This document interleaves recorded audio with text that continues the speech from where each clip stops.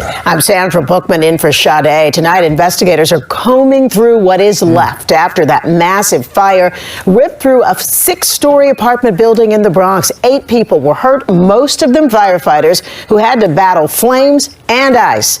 The Red Cross is helping more than 250 people who lost their homes. New York Mayor Adams went to the scene and checked on the families at a shelter set up inside a nearby school. Those families forced out into the cold after the flames broke out inside 2910 Wallace Avenue. This is in the Allerton section.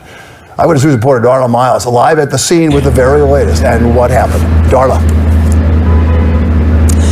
Bill and Sandra, it took 12 hours to get this fire under control, and the FDNY is still on the scene, hitting hotspots on this building. Just look at it. This is a massive, massive complex. It spans an entire city block, and every single person who lives in this 98-unit building was affected by this fire.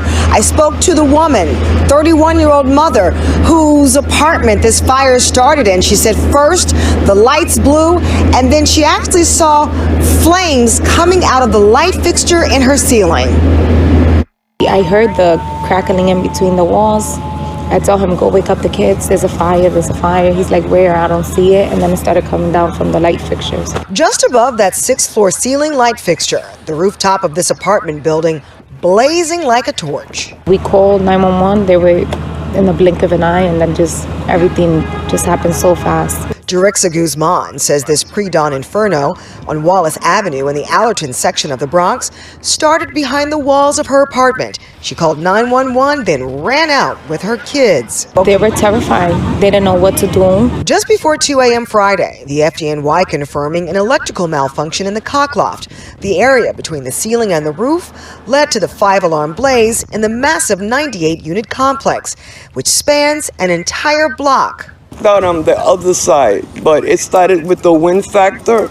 It started coming to this side. Everybody was still standing in the lobby at one point, so we didn't think it was that serious. Then we seen where the smoke was coming from, and then we start seeing flames, and the wind kept carrying it. This afternoon, PS 76, just a few blocks away, now serving as a Red Cross shelter. Mayor Adams speaking with fire victims at the school early this morning. This was a massive fire, and the wind played a major role in the conditions that we are facing. Now more than 240 families, devastated and displaced, say they've been complaining about the building for months. They have plenty of 311 complaints from me, from the fuse box always blowing up. So they will always blow.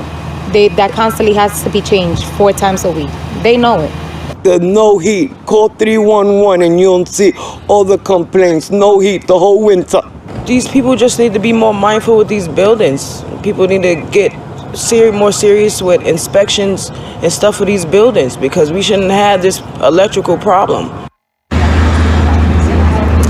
So right now we have been told that there is a full vacate order for this building. None of those families will be able to return tonight and for quite some time. And just a point of clarification, 93 families, 254 people at last count affected by this fire. As you can imagine, these are families who ran out of here in the middle of the night with only the clothes on their back. Donations are badly needed. If you have anything you might be able to donate to any of these families that have been affected by this fire, you can contact the Red Cross, or you can also contact the Borough President's office here in the Bronx, Vanessa Gibson's office.